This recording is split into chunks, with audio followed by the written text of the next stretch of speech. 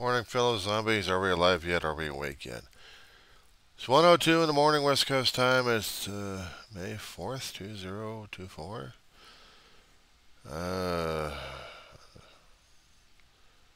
yeah, me. Okay, well I'm. What the hell am I again? I gotta check my ID on that one. Weaver, John C., Roseman, California. So I was checking this stuff out online. Disney had produced and popped out 6 episodes of The Tale of the Empire. You really have to get through this stuff. I'm just skipping it left and right. I got fast forwarding sometimes. But they're little vignettes talking about a couple of people who have been turned into the dark side of the Force. And after that, there was just dealing with other things that popped out. A couple of characters that we would run into in the Star Wars Clone series, and then there was the Star Wars Rebel series. Somewhat mentioned about the Star Wars New Resistance,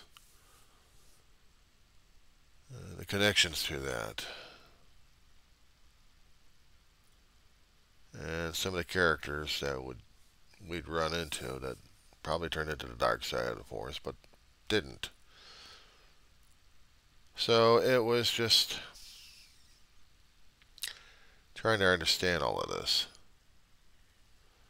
how this was playing out.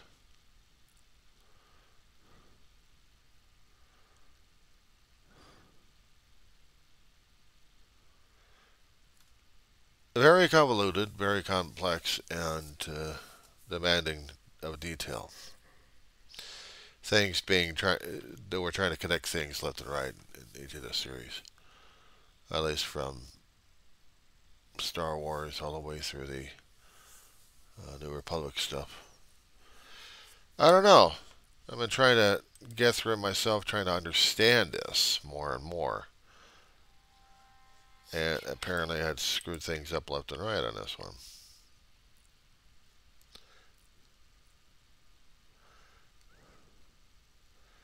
Trying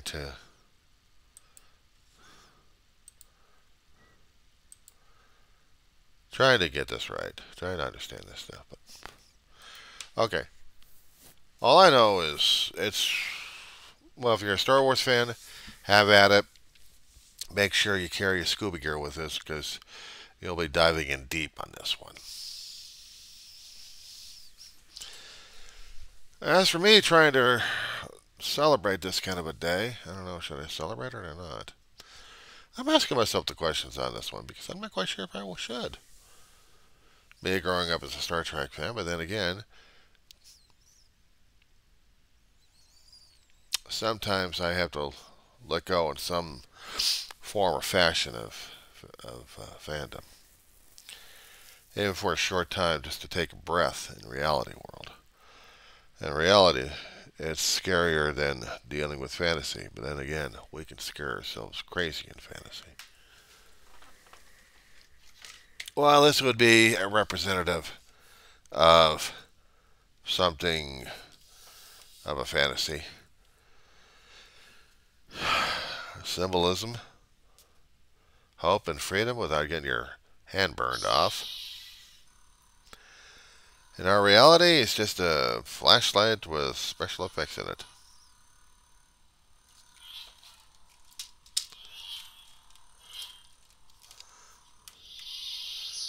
I gotta fix the batteries on here, fresh ones I need.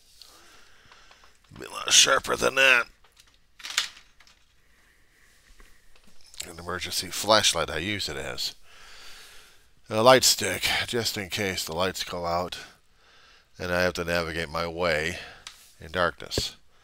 Then again, I have to get me some more fresh batteries, as I said before, to help me do such a thing.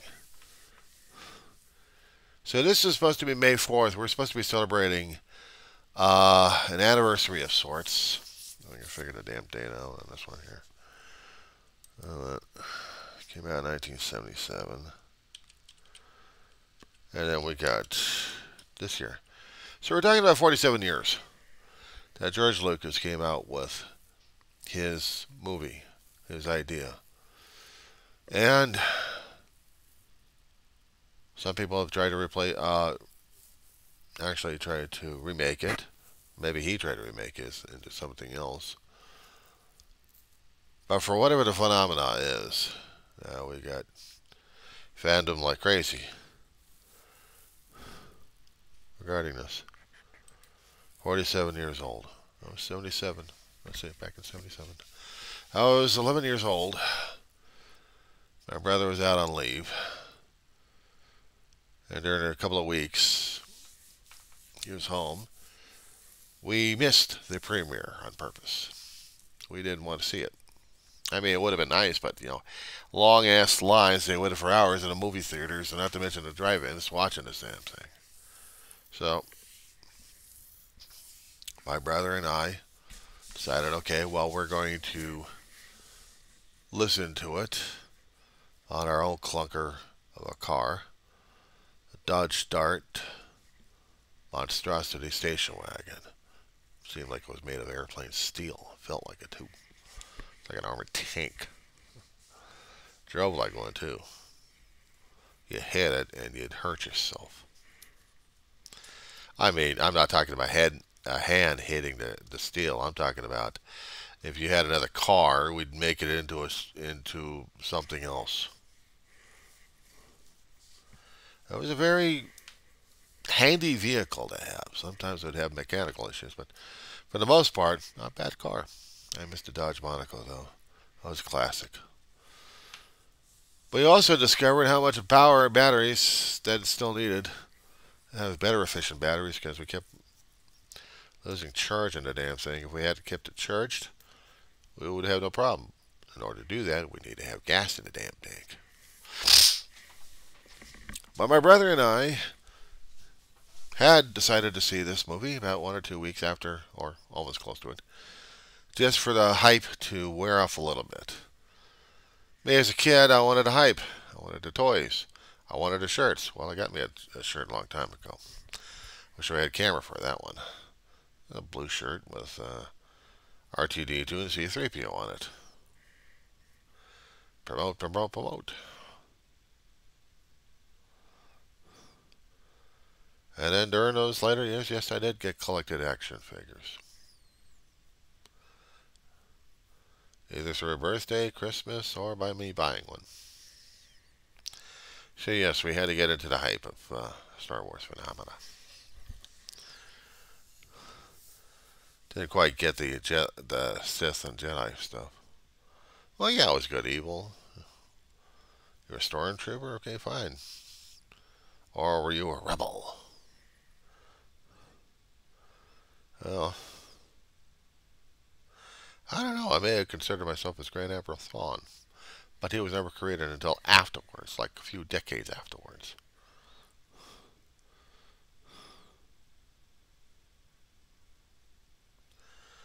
But during that time, it was just simple Vader and the stormtroopers ready to take on the galaxy in the name of the glorious Empire. And of the old fort of the Empire, Emperor refused to die. I love a Sith Lord, I'll tell you that much. So my brother and I went over to Winnetka Drive-In Theater. Was close to the Northridge Mall area. Didn't realize that. Didn't realize I was in that neighborhood because I was never near that neighborhood. We drove out there. And we saw the mall, but we drove past it. And we got to the movie theater.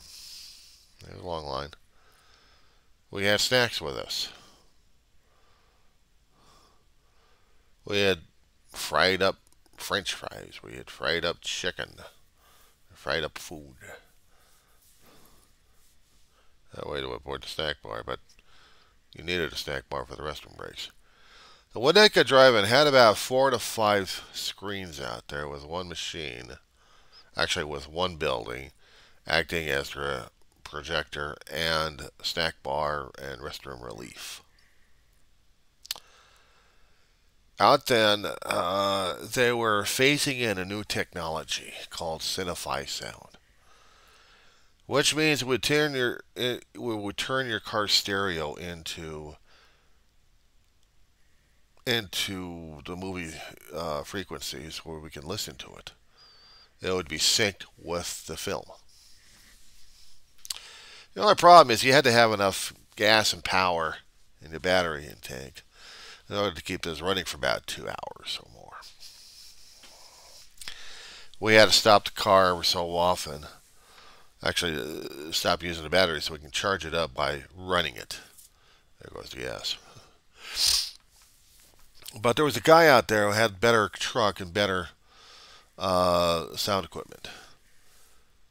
And a few people, actually several people around this truck, was listening to this guy's speaker. He was outside watching and listening to this damn thing.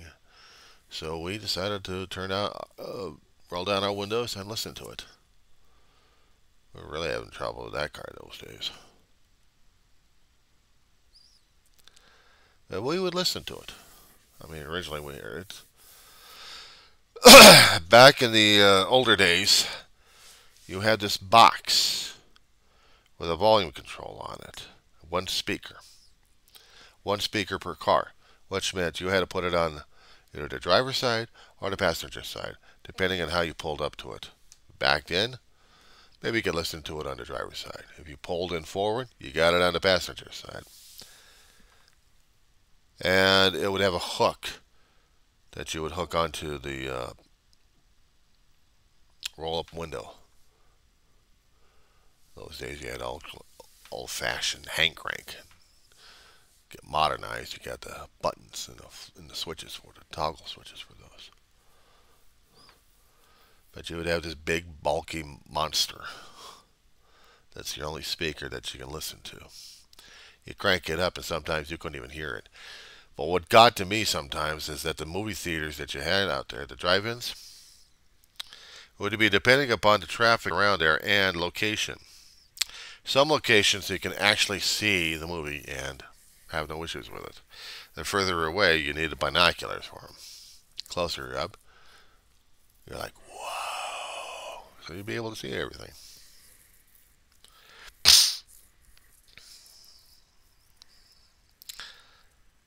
When they switched over to the Cinefy Sound, every car had it, as long as their radio was working, or as long as the car was working, they'd be able to listen to this.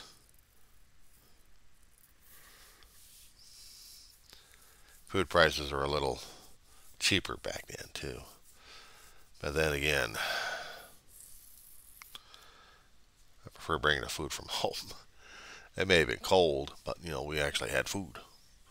Cold fries, cold hamburger, actually cold cheeseburgers. No, we didn't do the cheeseburgers during that time. No, what we did was fried chicken. My mom and my brother knew how to fix fried chicken. Me? Shit. Don't train an 11-year-old to cook. At least not in those days, anyway. These days, I wish I knew how to fix fried chicken so I could do it for myself, instead of ordering it from different places.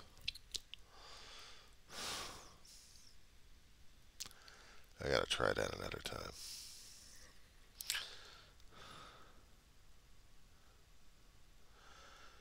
But it was the beginning of a movement during those days. A lot of people are talking about George Lucas's film. It got some reviews on the television, on the news stations. Fan clubs are being formed left and right on that one. Toys came out, people were playing the games. They had to do a marketing spiel on this one. And give me a few years older, and I'm going to junior high, I'd be playing the video games. Yeah, they had the Star Wars come out. Okay, fine. They had to stand up and sit down. Stand up is your nose to nose with the damn computer screen right here. I mean, the screen's right here, but there's a plastic barrier right here, so you can just see the reflection sometimes on it. Or it's just the, the cathode ray tube there that you get to see the images flying around, and you're got these weird ass controls, and you're I'll get you yet. They chew up a lot of quarters, I'll tell you that much. Oh god, it's a lot of quarters to play those games. Especially when you wanted to keep playing them left and right. I mean, you kept up with a high score and you kept going. There was practically no limit as long as you didn't die in the game. Once you died, then it gives you about 30 seconds, no, about 10 to 15 seconds to fish for a quarter, pop it in there, and continue the game. Otherwise, you start from the beginning all over again. Oh, that was a pain in the ass. Standing up is doing it, but then you're sitting down, and you're somewhat reclined, but you're just, you're almost nose to nose with the screen again. But they needed enough room in the cabinet itself where you can get in and get out easily enough on both sides.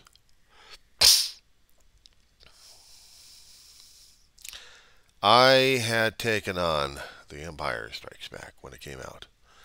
When the movie came out back in the 1980,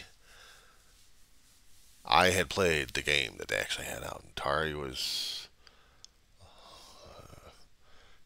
pumping them out. Rasters and vectors, they called them during those days. In high school, in a communication class, the football coach, I think his name was Johnson at the time, he did about a 10-week course on us. And then the rest of it I was just doing shorthand, scribbles and dots and things like that are supposed to mean something. The hell kind of language is this? Stenographer crap. Oh, but while I was in a 10-week course, I was doing a report on space travel, Apollo program, from Mercury to Apollo. That's all we had during that time, except for the Skylab program and the space shuttle coming up. But I also talked about computer games. I figured one gamer would do such a thing, but I needed more information. Went over to a library downtown Los Angeles and got a lot of books. Just copied a lot of information. Wrote and got information off of it. I didn't understand some of the graphics. I wanted to know about the graphics, so I had to learn about that stuff. Rasters were little pinpoints, and the vectors were the lines. The Ataris would do the vectors, and sometimes they were programmed for lines, especially if you knew how to do the computer basic class on that one.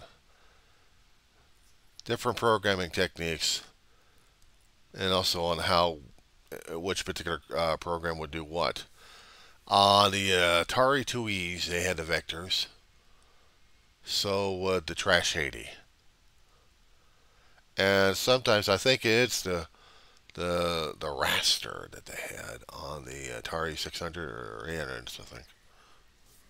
I like the Ataris better than I like the Apple IIs. So I looked at the Apple II, I'm like, wow. So everyone worked on an Atari at one at school, in high school.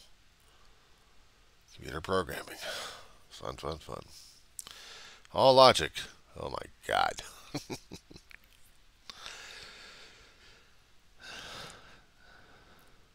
Line per line programming on those things. What a nightmare. Well, when the movie Empire Strikes Back came out, also in the summer, yeah, it was a big hit. I managed to snag a couple of toys. One was Millennium Falcon, and the other one was a Star Destroyer. I kind of broke my Star Destroyer. The design that they had for this one, I think it was from Kenner. It was a metal on the top with a bit of plastic for the bridge. And then on the bottom was hard plastic, but not soft and a little bit of rubbery on the top like it was for the bridge. but underneath of the wedge, you would have a sliding door. It would be a little tiny plastic spaceship of Princess Leia's Corvette, the Rebel Blockade Runner. I didn't know what the hell they called it when I saw this. When I saw this on the original movie, I never knew the terms for the damn thing. Star Destroyer. Okay, okay. Now I don't understand about the wedge ship. Okay, I understand about that one. And then I see the larger one and Empire Strikes Back, the one with a longer beak on it. The Executor, they called it. Modeling, man, I'll tell you. Lucasfilm was going hot on that one. See this big monster on the screen, like. Well, one of my brother and I and a few of our friends went over to see Empire Strikes Back. I already had a Y-wing bomber, I had the Star Destroyer. I think one of my friends actually had the Millennium Falcon. Millennium Falcon had a plastic gun at the top of it, nothing at the bottom of it. Radar that moved, plastic. So they'd swivel because you just snap right in there and they'd move around a little bit. They'd have the landing legs to be able to fold out. So it almost landed like their Millennium Falcon. I mean, it was a hottest ship. Instead of me going for an X-Wing, I went for a Y-Wing bomber. I like that one. Why not? What's wrong with a damn bomber? Old, slow, but you know, it had a bomb and a little bit of a red tiny bomb on the thing. And you would hit the R2 unit in the top, and that would release the bomb. Yeah, they love the springs on the thing. Most of it was made out of metal. The engines were separating. They were made of plastic. So it would simulate that the ship would have damage and just blew itself out. Of course, it had a little landing gear, and if everything was assembled, which it was, you know, you could just land it and just fly the damn thing around all over the damn place. I don't know. I thought it was the coolest damn ship. I saw the X-Wings. I'm like, okay. And then I saw the Y-Wings. I'm like, whoa. It's like seeing a B-52 or a B-25. And you're like, whoa, man, this is killer. Yeah, so when I went over to the theater, see the Empire Strikes Back with my friends, as I said before, I had the Star Destroyer in my pocket. I did damage on these damn things because I didn't think anything about the collector value of these toys. I didn't. I'll tell you what kind of a collector I was. I saw my brother's Army men when I was a lot younger, and I chewed those damn things up. I didn't swallow them. I just chewed. I was teething. God, I ruined a lot of my brother's toys. I was a nightmare on my own damn toys. I had to modify this, modify that, just see what happens, what it looked like. Yeah, sure. I mean, the Star Destroyer actually had a couple of holes in the damn bottom because I took ripped the damn legs out of the damn shit.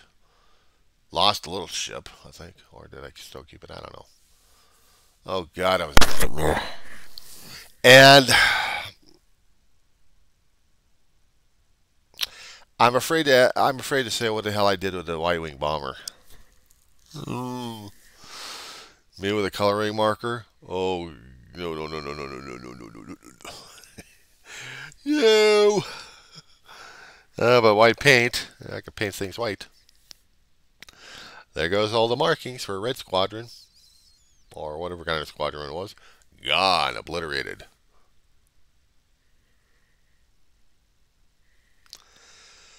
Man, toys, man, I was a destructive bastard. I didn't blow them up. I tore them apart. But at the time, I still had it with the legs, and I was watching the movie and just trying to feel the Star Wars moment. That didn't happen while I was watching the Revenge of the Jedi, or Return of the Jedi. It was originally called Revenge, but they changed it to Return. Word came out, leaked out, about the title of the film. Lucas was trying to keep it quiet until nearly at the last moment. But it leaked out and they had to change it real damn fast. Give him about a few weeks or less. And they changed him. All in the damn films. But they did. I doubt there was one film that was called Revenge of the Jedi. Because if it was, it would be a major collector's item, I'll tell you that much. But everybody saw Return of the Jedi. And I didn't have any toys with me. I just had high school friends with me. We're watching this damn thing. We're all freaking out. And one of my friends was falling in love with the Ewoks. Killer teddy bears. My mother didn't see the movie on the big screen. My mother saw it on cable. So we saw Star Wars together, and she was like, "Oh well, that was okay. That was cool." Yeah, I know it was kind of cool, wasn't it, Ma? She'd see Star Trek. That's your show, John. Yeah, I know. I'll see Star Trek movies on there, and I would go crazy with that one too. She knew I wasn't exactly a Star Wars fan, but I was a bit of a Star Wars fan anyway. And then she see the Return of the Jedi. She fell in love with the damn Ewoks. She didn't come up with the term. That was one of my friends had in high school. Killer teddy bears. That's what they were, killer teddy bears. They killed the Empire. Actually, they killed the Imperial stormtroopers. One way or another. Never underestimate an Ewok. And they didn't. But that was my initiations into the realm of the Star Wars. But after that, during that time, there was also the comic books, and there was the paperbacks. I had to have your imagination fueled. So I had to have a few bucks here left and right. And besides Star Trek and Star Wars, there was a little bit of Battlestar Galactica, maybe a few other things. I was collecting a great deal on it. We have streaming these days. I'm seeing these shows that Disney has acquired from Lucasfilm about a couple of decades back. He's been changing things left and right. They've been changing things left and right. A lot of controversy. Lucas is still wanting to get his empire back. I hope so. He had good ideas during those days. I hope he's still able. I hope he's still up for it.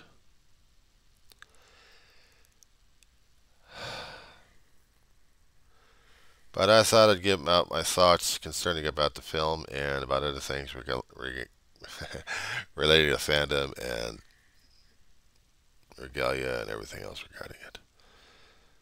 But please, don't get me started on the Star Trek stuff. Not yet, anyway.